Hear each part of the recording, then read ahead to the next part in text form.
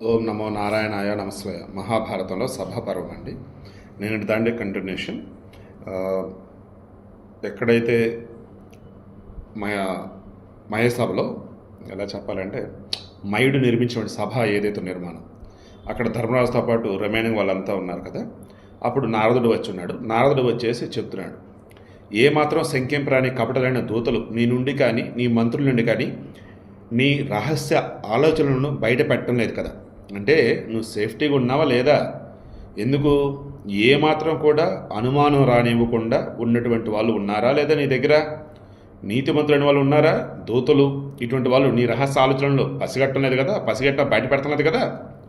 నీ మిత్రులు, శత్రువులు, ఉదాసీనులు మొదలగు వారి విషయంలో వారు ఎప్పుడు ఏమి చేస్తున్నారో తెలుసుకుంటున్నావా? తగిన సమయంలో సరిగా ఆలోచించి సంధి చేసుకోవటం లేదా యుద్ధానికి సిద్ధపడటం చేస్తున్నావా? వీరవరా, ఉదాసీనులు ఎందు కానీ మధ్యములు ఎందు కానీ ఏదైనా ప్రవర్తనను అనుమానిస్తున్నావా? నీతో సమానులు, వృద్ధులు, నిష్కల్మష హృదయులు, అన్ని విషయాలలో చక్కగా చెప్పగల సమర్థులు, ఉత్తముకుల సంజాతులు, నీ యందు అనురాగం కలవారు, వీరిని రాజకార్యాలను నడపడానికి మంత్రులుగా వినియోగిస్తున్నావా? రాజు యొక్క విజయం వారి ఆలోచన మీద ఆధారపడి ఉంటుంది. సమాలోచనలను రహస్యంగా దాచగలిగిన శాస్త్ర పరిజ్ఞానం గల మంత్రుల ద్వారా మాత్రమే రాష్ట్రం సురక్షితంగా ఉంటుంది. అలా ఉంటుందా? అటు రాజ్యాన్ని శత్రువులు ఎప్పటికీ ఎన్నటికీ నాశనం చేయలేరు. నీవు అకాలంలో నిద్రావసుడు అగుట లేదు కదా. అంటే సమయం కాని సమయంలో నువ్వు కానీ నిద్రపోతూ ఉండటం లేదు కదా. అర్థశాస్త్రాన్ని తెలుసుకొని ప్రవర్తిస్తున్నావు కదా. డబ్బుకు సంబంధించి ఏట్లో పడేసే రూపాయి కూడా ఆలోచించి పడేయాలన్నట్టు మా నాన్న చెప్పినట్టు అలా డబ్బు గురించి జాగ్రత్తనే ఉంటున్నావు కదా. రాత్రిళ్ళు అపర భాగంలో మేల్కొని కర్తవ్యం గురించి ఆలోచిస్తున్నావా? రాత్రులు అకస్మాత్తుగా లేచి అర్ధరాత్రులు ఏం చేయాలి ఏంటని అలా ఆలోచిస్తున్నావా? అంటే డే టైం వచ్చి సరిగా ఉండలేక నైట్ సరిగా నిద్ర పట్టగల ఉంటున్నావా? ముఖ్య రాజకార్యాలను నీవు అక్కడవే ఆలోచించడం లేదు కదా. ఎప్పుడు రహస్యం ఇద్దరి మధ్యలోనే ఉండాలి కదా. అదేవిధంగా తెలిసి తెలియని అనేకులతో కూడా రహస్య విషయాలను ఆలోచించడం లేదు కదా. నీవు ఆలోచించిన రహస్యం నీ రాజ్యాన్ని అతిక్రమించి శత్రు రాజ్యానికి పోవటం లేదు కదా. హితులైన మంత్రులతో ఆలోచన చేసి అల్ప ప్రయత్నంతో విశేష ఫలాలను పొందదగినటువంటి కార్యాలను ఆలస్యం చేయక వెంటనే ప్రారంభిస్తున్నావా? మంచి పనులను ఏవైతే ఉన్నాయో అవన్నీ కూడా మంత్రులతో నీ హితులతో కూర్చొని ఆలోచన చేసి త్వరగానే స్టార్ట్ చేస్తున్నావు కదా. అటువంటి కార్యాలకు ఆటంకం కలిగించడం లేదు కదా. నీ రాజ్యంలో రైతులు, కర్షకులు మొదలైన శ్రమజీవులు అందరూ కూడా నీకు అజ్ఞాతులుగా లేరు కదా. వారి కార్యాల్లో నీ దృష్టిని ప్రసరిస్తున్నావు కదా. సో కష్టపడి బతుకుతున్న వాళ్ళు ఎవరైతే ఉన్నారో వారందరూ కూడా నీకు తెలుసు కదా. వారి కష్టాలని నీకు తెలుసు కదా. వారికి అంతా మంచి చేస్తున్నావు కదా.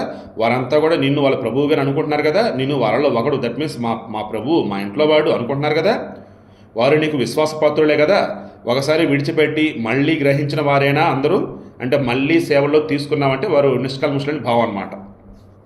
ఇక ఆప్తులు లోభరహితులు వంశక్రమంగా సేవిస్తున్నవారు కృషి నిర్వహణ చేస్తున్నారా? రాజా, వారి చేత చేయింపబడిన చాలు. వారు విశ్వాసులై రహస్య రక్షణ చేస్తారు.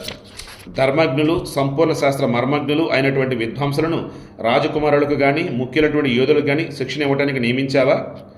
అంటే ఎవరైతే ఎక్స్పర్ట్స్ అన్న వాళ్ళు ఉన్నారో వారంతా కూడా నీ రాజ్యం యోధులను సేకరించి వాళ్ళకి ద బెస్ట్ ఇచ్చేలాగా తయారు చేస్తున్నావు. నీకంటే ఒక టీంని అన్నట్టు. నీవు 1000 మంది మూర్ఖులను తీసుకునే కంటే ఒక్క పండితుని తీసుకుంటే సరిపోతుంది కదా. కష్ట సమయాలలో పండితుడు ఒక్కడే రాజ్యానికి, రాజుకు శుభాన్ని కలిగిస్తాడు. సో నీ చుట్టూతా కూడా ఎంతమంది జనం ఉన్నది కాదు, నీ పక్కన ఒక్క తెలివైనడు మంచోడు ఉంటే చాలన్నట్టు. నీ కోటలన్నీ ఇంకా ధనధాన్యాలు, అస్త్రశస్త్రాలు, ఉదక స్థానాలు, యంత్రాలు, శిల్పులు, ధనుర్ధారులైనటువంటి సైనికులు అందరూ ఎట్టి లోటు లేకుండా పరిపూర్ణంగా ఉన్నారా? మేధావి, సూర్యుడు, ఇంద్రియ నిగ్రహం కలవాడు, విచక్షణ జ్ఞానం కల మంత్రి ఒక్కడైనా రాజులకు కానీ రాజపుత్రుని కానీ గొప్ప సంపదను కలిగించగలడు. ఒక్కొక్క ప్రదేశంలో తీర్థంలో ముగ్గురు చొప్పున ఒకరికొకరు తెలియకుండా శత్రుపక్షంలోని 18 మంది మీద, నీ పక్షంలో 15 మంది మీద గూఢచారులను నియమించావా? అంటే 18 తీర్థాలు అన్నట్టు. ఆ తీర్థాలు ఆ 18 మంది ఎవరు బాబు ఏంటంటే మంత్రి, పురోహితుడు, యువరాజు, చముపతి, ద్వారపాలుడు, అంతర్వేషికుడు, కారాగారపతి, ద్రవ్య సంచయకర్త, వినియోజకుడు, ప్రదేష్ట, నగరాధ్యక్షుడు, కార్య నిర్మాణకర్త, ధర్మాధ్యక్షుడు, సభాధ్యక్షుడు, దండపాలకుడు, దుర్గపాలకుడు, రాష్ట్రాంత పాలకుడు, అటవీ పాలకుడు. ఇక్కడ తీర్థాలంటే ఈ 18 మంది అని అర్థం. వీరి మీద గూఢచారులను నీ వినియోగించాలి. మరి వాళ్ళు ఏం చేస్తున్నారేంటి తెలియాలి కదా మనకి. ఒక్కొక్కరి మీద ముగ్గురు చొప్పున నియమించాలి. వారిలో ఒకరికొకరు తెలియకూడదు. ఇది శత్రుపక్షంలో పద్ధతి. తన రాజ్యంలో ఈ ముగ్గురి మీద చార వ్యవస్థ ఉండకూడదు. వారు మంత్రి, యువరాజు, పురోహితుడు, ఇలా చారుల నుండి రాజు సమాచారం సేకరించాలని చెప్పేసి నీతి శాస్త్రం. సో ఎవరి మీద గూఢచరం అనేది ఉండదు అంటున్నాడు? యువరాజు మీద, పురోహితుల మీద, మంత్రి మీద, వాళ్ళని నమ్మొచ్చాయి బాబు అన్నట్టు చెప్తున్నారు. ఇక శత్రుసూదనుడా, నీవు శత్రువు నుండి అజ్ఞాతంగా ఉంటూ నిత్యము జాగరూకుడవై ఉంటూ వాళ్ళ కదలికలను, చేష్టలను ఒక కంటితో కనిపెట్టి చూస్తున్నావా? వినయశీలుడు, సత్కుల మందు జన్మించినవాడు, పండితుడు, విద్వాంసుడు, అసూయలేనివాడు, శాస్త్ర చర్చలో నేర్పుగలవాడయ్యి నీవు పురోహితుడు నీ చేత సత్క్రయం పడుతున్నాడా? అంటే ఇక్కడ వినయ అన్నప్పుడు శాస్త్రజ్ఞానం కలవాడన్నట్టు. వినయశీలుడు అంటే శాస్త్రజ్ఞానం అనుభవం గొప్పగా ఉన్నటువంటి వాడు అన్నట్టు. నీవు చేసే యజ్ఞములందు యాజ్ఞికుడిగా నియోగించబడిన బ్రాహ్మణుడు శాస్త్రజ్ఞానం కలవాడేనా? బుద్ధిమంతుడై, రుజువర్తనుడై, హుతాన్ని గురించి, హోమము చేయించిన దానిని గురించి తగిన సమయంలో నీకు తెలియజేస్తున్నాడా? నిన్ను ఆశ్రయించిన దైవజ్ఞుడు జ్యోతిష్య శాస్త్రంలో సంపూర్ణ పాండిత్యం గలవాడే గ్రహాచారాలను పరిశీలించి శుభాశుభాలను చక్కగా చెప్పడంలో నేర్పరిగా ఉన్నాడా? సేవకులను ఉత్తములని, మధ్యములని, అధములని విభజించి ఉత్తములకు ఉత్తమ కార్యాలను, మధ్యములకు మధ్యమ కార్యాలను, అధములకు అల్ప కార్యాలను వారికి తగినట్లుగా వినియోగిస్తున్నావా? ధర్మార్థ కామాల్లో పరీక్షలు దాటి పవిత్రులై వంశపారంపర్యంగా వస్తున్న ఉత్తమోత్తములనే ఉత్తమ కార్యాలు వినియోగిస్తున్నావు కదా?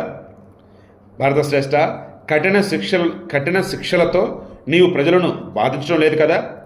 శిక్షలు ఉండాలా, కానీ కఠిన శిక్షలు అంటూ వారిని ఇబ్బంది పెట్టవద్దు. మంత్రులందరూ నీ రాజ్యాన్ని న్యాయపూర్వకంగా నిర్వహిస్తున్నారా? కామచారుడైన పురుషుణ్ణి స్త్రీలు పరిచయించినట్లుగా, పతితుడైనటువంటి యజమానిని యాజకులు విడిచిపెట్టినట్లుగా ఉగ్రమైన శిక్షలను విధించిన రాజును ప్రజలు అవమానిస్తారు. అలా నిన్ను ప్రజలు అవమానించడం లేదు కదా? నీ సేనాపతి కులీనుడై ధైర్యశాలిగాను, పరాక్రమవంతుడిగాను, బుద్ధిశాలిగాను, సంతోషంతోనూ, ఉత్సాహంతోనూ, నీ యందు అనురాగంతోనూ ఉండి నేర్పరిగా ఉంటున్నాడా? నీ సైన్యంలో ప్రధానమైనటువంటి దళపతులు నిర్భూకులై, యుద్ధ విశారదులై, నిష్కపటులై, పరాక్రమవంతులై ఉన్నారా? యథోచిత సత్కారాలు చేసి వారిని గౌరవించి తృప్తిని కలిగిస్తున్నావా? నీ సైన్యానికి యథోచితంగా భోజన సదుపాయం, వేతనం సకాలానికి అందేటట్లు చేస్తున్నావా? వారి వేతనాలను ఆలస్యం కాకుండా, తక్కువ కాకుండా అందజేస్తున్నావా? భోజన విషయంలో కానీ, వేతన విషయంలో కానీ ఆలస్యం జరిగితే సేవకులు స్వామి యందు కోపిస్తారు. ఆ కోపం వల్ల రాజుకు ఎన్నో అనర్థాలు కలుగుతాయి. ఉత్తమ కులంలో జన్మించినట్టి నీ మంత్రులు, ఇతర అధికారులు అందరూ కూడా నీ యందు ప్రేమతో అవసరమైతే యుద్ధంలో ప్రాణాలైనా విడిచిపెట్టడానికి సిద్ధంగా ఉన్నారా?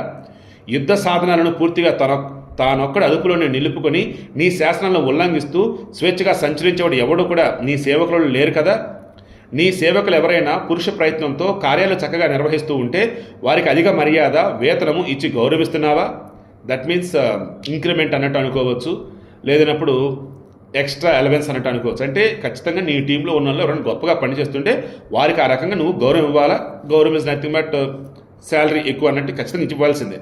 విద్యా వినయ సంపన్నులైన మహాభావనలను వారి అర్హతలను బట్టి ధనాదులతో సత్కరిస్తున్నావా? సేమ్ ఇందా చెప్పిందే.